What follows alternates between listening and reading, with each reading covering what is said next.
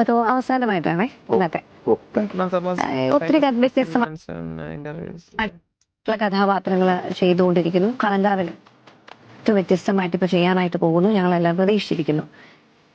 ഇപ്പൊ വളരെ എളുപ്പത്തിൽ ഞാൻ ചോദിക്കുകയാണ്, എളുപ്പപ്പണി ഞാൻ എങ്ങനത്തെ ഒരു കഥ എഴുതിക്കൊണ്ട് വന്നാലായിരിക്കും എനിക്ക് മമ്മൂക്കി ഇംപ്രസ് ചെയ്യാൻ പറ്റുന്നത്?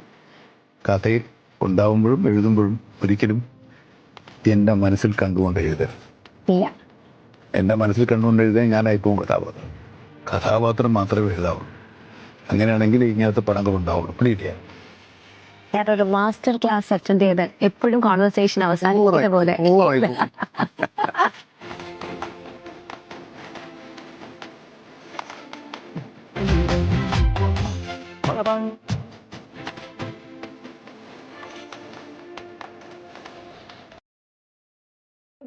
വിഷയമല്ലേ ഇവരൊക്കെ? നൈസായിട്ടാ സംസാരിക്കുന്നത്.